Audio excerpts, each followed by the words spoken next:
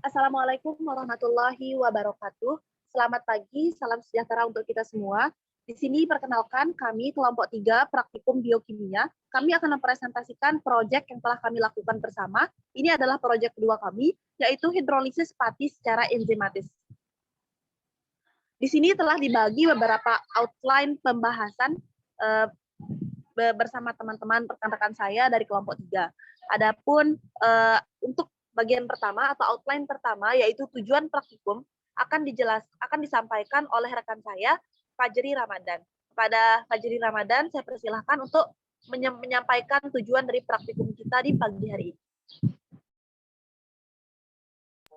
Baiklah, terima kasih Nabila. Next.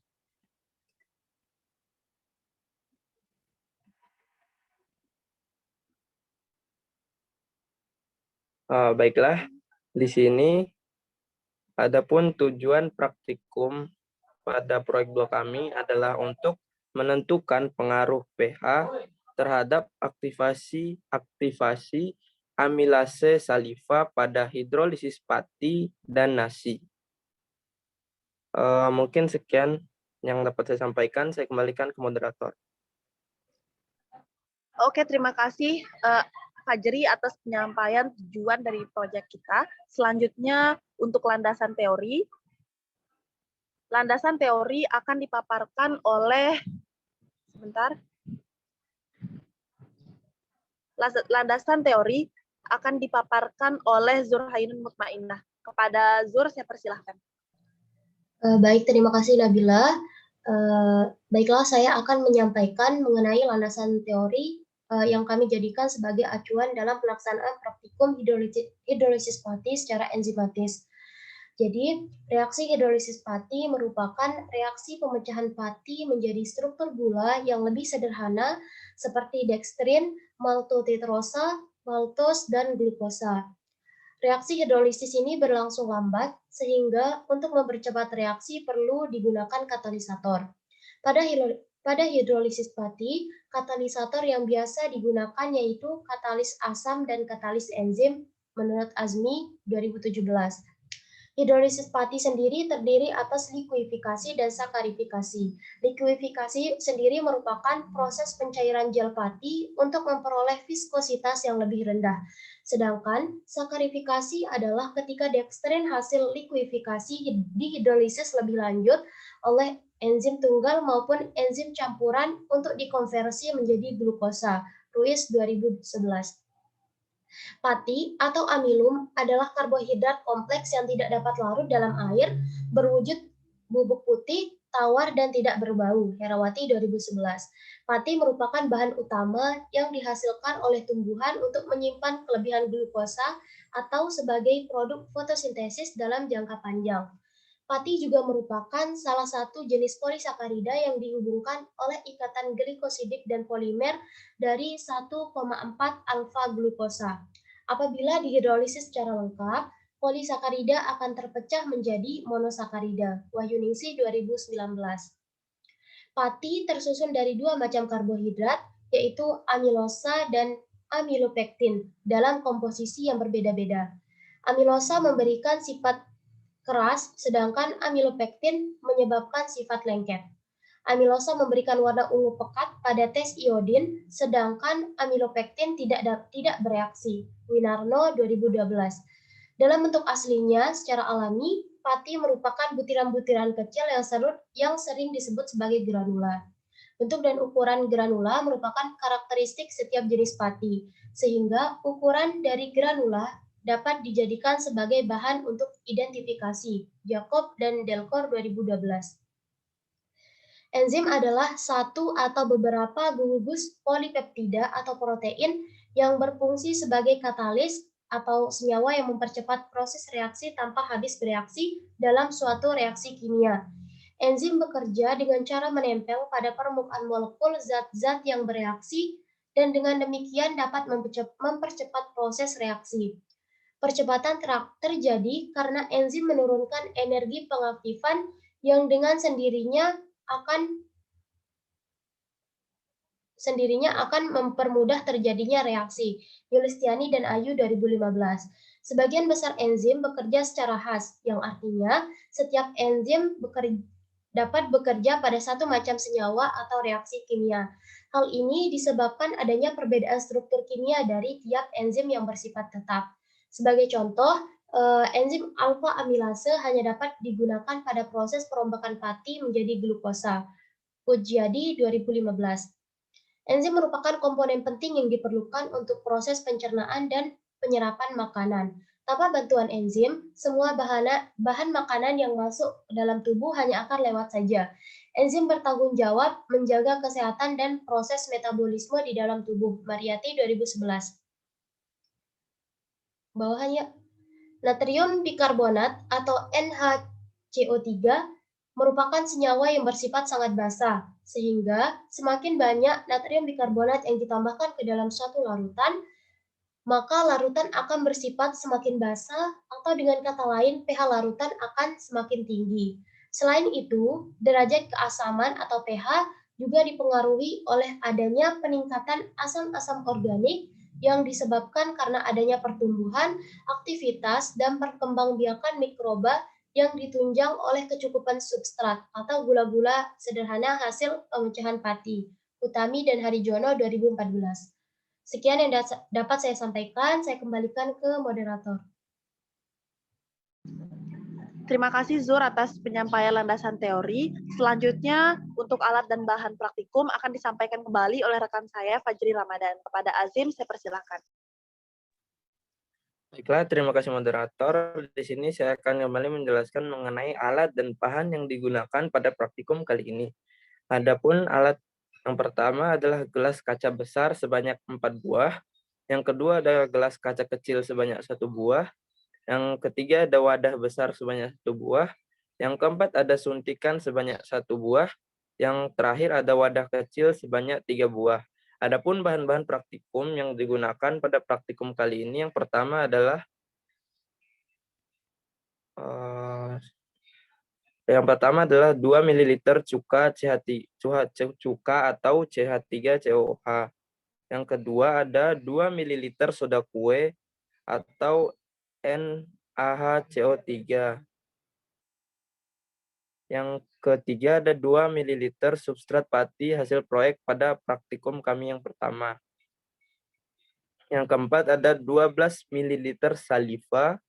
Yang kelima ada betadin. Dan yang terakhir ada substrat nasi putih. Sekian alat dan bahan yang saya sampaikan. Saya kembalikan ke moderator. Terima kasih Hazim atas penyampaian alat dan bahannya. Kita lanjutkan kepada prosedur kerja proyek kedua kami yang akan disampaikan oleh rekan saya, Dia Ulfitri. Kepada dia, saya persilahkan. Terima kasih moderator. Di sini saya akan menyampaikan prosedur kerja dari praktikum hidrolisis pati. Yang pertama dilakukan adalah menyiapkan alat bahan, kemudian dimasukkan sebanyak 2 ml cuka ke dalam gelas 1 dan 3. Sini gelas-gelasnya sudah ditandai dengan nomor-nomor, kemudian dimasukkan lagi sebanyak 2 ml larutan soda kue, diambil dan dimasukkan ke dalam gelas 2 dan 4. Kemudian ditambahkan 2 ml substrat pati hasil proyek 1 ke dalam gelas 1 dan 2. Selanjutnya ditambahkan 2 ml substrat nasi ke dalam gelas 3 dan 4. Kemudian pada semua gelas ini ditambahkan 2 ml saliva. Kemudian keempat gelas dipanaskan dengan suhu 30 derajat Celcius selama 15 menit. Karena tidak punya termometer, kami memprediksi dengan seperti hangat-hangat kuku. Kemudian ditambahkan betadin ke dalam masing-masing gelas dan diamati perubahan yang terjadi. Sekian dari saya.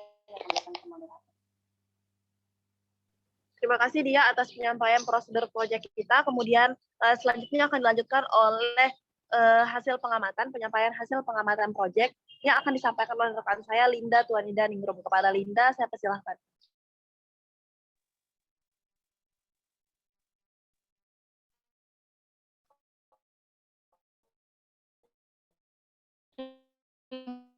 Halo Lin, mohon maaf. Terima kasih Nabila. Baik, di sini saya akan pengamatan dari proyek acara 7. Di sini larutan yang pertama, ya, kedengaran? Samar, Lin. Bentar, Proyek acara 7, yaitu hidrolisis pati secara enzimatis. Larutan yang pertama yaitu 2 mili cuka plus substrat pati plus saliva dengan pH 5, kemudian suhunya 37 derajat Celcius. Nah, warna yang diperoleh di sini coklat pekat yang merupakan reaksi negatif. Kemudian selanjutnya 2 mili baking soda plus substrat pati plus saliva, pH-nya 9, kemudian suhunya 37 derajat Celcius. Warna yang diperoleh kuning kecoklatan dan merupakan selanjutnya substrat nasi dan saliva, pH-nya 5, kemudian suhunya 37 derajat Celcius. Warna yang diperoleh biru kehitaman dan merupakan reaksi positif. Kemudian selanjutnya 2 mili baking soda plus substrat nasi plus saliva, pH-nya 9, kemudian suhunya 37 derajat Celcius. Warna yang diperoleh bening kekuningan dan merupakan reaksi negatif. Nah, selanjutnya di sini warna yang dihasilkan dari beberapa gelas yang tadi, perlakuan yang tadi, dari perlakuan yang pertama itu larutan 2 mili cuka plus substrat pati dan saliva itu warnanya coklat pekat. Kemudian selanjutnya 2 mili baking soda plus substrat pati plus saliva warnanya kuning kecoklatan. Dan selanjutnya cuka plus substrat nasi dan plus saliva warnanya biru kehitaman. Selanjutnya untuk baking soda plus substrat nasi plus saliva warnanya bening kekuningan. Macet.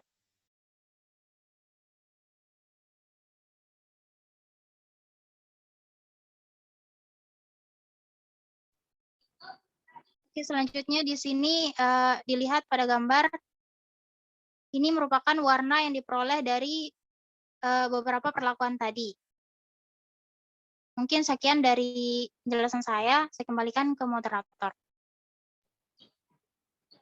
Baik, terima kasih Linda atas penyampaian hasil pengamatan dari proyek kedua kita yaitu hidrolisis pati. Kemudian selanjutnya untuk pembahasan akan disampaikan oleh rekan saya, Diana Ayu Safitri. Kepada Diana, saya persilakan. Terima kasih moderator. Jadi di sini saya akan memaparkan pembahasan proyek acara 7. Jadi enzim amilase itu merupakan enzim yang berperan dalam menghidrolisis pati menjadi maltosa. Nah, sumber utama amilase yaitu pankreas yang mensekresikan amilase ke dalam duodenum pada saliva atau air liur. Jadi suhu optimum enzim amilase yang terdapat pada saliva ialah 37 derajat Celcius karena enzim di dalam tubuh manusia memiliki suhu optimum sekitar 37 derajat Celcius. Kemudian di sini apabila suhu enzim diturunkan atau mendekati titik beku, maka enzim tidak rusak akan tetapi menjadikan enzim menjadi tidak aktif. Kemudian jika suhu dinaikkan, maka aktivitas enzim meningkat sehingga kenaikan suhu yang cukup besar dapat menyebabkan enzim mengalami denaturasi dan mematikan aktivitas katalisnya. Enzim bekerja pada pH optimum yaitu sekitar 6-8, yaitu sama seperti pH jaringan di mana enzim bekerja yaitu mendekati pH mulut. Kemudian pada percobaan praktikum ini dilakukan hidrolisis pati secara enzimatis oleh enzim amilase saliva, di mana setiap ujian dilakukan pada amilase air liur menggunakan uji iodin. Jadi di sini uji iodin itu digunakan untuk menentukan ada tidaknya pati, karena pati dengan iod itu akan bereaksi membentuk suatu ikatan kompleks yang berwarna biru atau biru kehitaman. Nah, komponen pati yang berperan yaitu amilosa. Kemudian larutan pati dan nasi di sini itu berfungsi sebagai bahan yang akan dipecah oleh enzim amilase air liur. Pengaruh pH terhadap aktivasi enzim amilase air liur dilakukan untuk menentukan seberapa besar pH ketika enzim amilase masih dapat menghidrolisis pati dan nasi. pH optimum untuk sebagian besar enzim yaitu 6-8, di mana pada lingkungan asam akan mendenaturasi sebagian besar enzim. Kemudian, jadi di sini kondisi pH itu, jadi di sini kondisi pH dapat mempengaruhi aktivitas amilase enzim melalui pengubahan struktur atau perubahan muatan pada residu yang berfungsi dalam pengikatan substrat dan katalis. Jadi prinsip uji pengaruh pH terhadap aktivasi enzim amilase air liur dengan menempatkan air liur pada kondisi pH yang berbeda, yaitu pada pH asam pada pH 5 dan basa pada pH 9. Jadi di sini larutan asam asetat itu larutan menjadi asam, sedangkan natrium bikarbonat itu menjadikan campuran atau larutan menjadi basa. Kemudian larutan pati dan nasi di sini itu seperti yang telah disebutkan berfungsi sebagai bahan yang akan dipecah oleh enzim amilase air liur. Hasil pengamatan uji pengaruh pH terhadap aktivasi enzim amilase air liur pada nasi menghasilkan reaksi positif pada pH 5 dan reaksi negatif pada pH 9 pada uji iot. Kemudian pada pati menghasilkan reaksi negatif pada pH 5 dan terjadi menghasilkan reaksi negatif pada pH 5 dan 9. Ke bawah, moderator.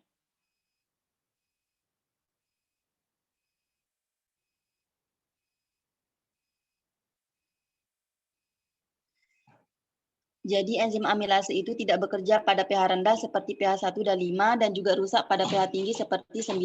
Akan tetapi ada beberapa literasi yang menyebabkan bahwa pada pH 9 enzim amilase itu masih bisa bekerja. Kemudian pada percobaan pH 5 dengan penambahan asam asetat, enzim amilase tidak bekerja karena terlalu asam sehingga bereaksi positif pada uji iot karena adanya molekul pati dalam larutan uji. Sedangkan pada percobaan pH 9 dengan penambahan natrium bikarbonat menunjukkan hasil negatif pada uji iot yang artinya enzim amilase telah menghidrolisis pati menjadi maltosa dan glukosa dalam larutan uji sehingga bereaksi negatif pada uji iot. Jadi berdasarkan hasil praktikum yang dilakukan di sini terdapat perbedaan antara hidrolisis pati dan nasi, di mana pada nasi menunjukkan hasil positif pada pH 5, sedangkan pada pati menunjukkan reaksi negatif pada pH 5. Hal ini dikarenakan karena pada pati itu lebih sulit dihidrolisis oleh amilase dan memiliki struktur yang saling berikatan lebih kuat dibandingkan dengan nasi, sehingga memerlukan waktu yang lebih lama untuk enzim amilase agar dapat menghidrolisis pati. Mungkin sekian pemaparan pembahasan yang dapat saya sampaikan. Selanjutnya saya kembalikan ke moderator. Terima kasih Diana atas penyampaian pembahasan dari proyek yang telah dilakukan. Kemudian kesimpulan, adapun kesimpulan dari proyek kita pada pagi hari ini adalah berdasarkan hasil pengamatan serta pembahasan tadi dapat disimpulkan bahwa pengaruh pH terhadap aktivitas enzim amilase dari air liur menghasilkan reaksi positif pada pH 5 dan reaksi negatif pada pH 9 pada nasi dan menunjukkan hasil negatif pada pH 5 dan 9 pada pati atau pada nasi bereaksi positif pada pH 5 dan pada pati tidak menunjukkan hasil positif sama sekali. Mungkin sekian penyampaian presentasi dari kelompok kami mengenai proyek 2 yaitu hidrolisis pati. Kurang dan lebihnya mohon dimaafkan. Terima kasih telah menyimak presentasi proyek kami. Saya Mbak Nabila Ali Khairani sebagai moderator undur diri. Wassalamualaikum warahmatullahi wabarakatuh. Waalaikumsalam warahmatullahi wabarakatuh.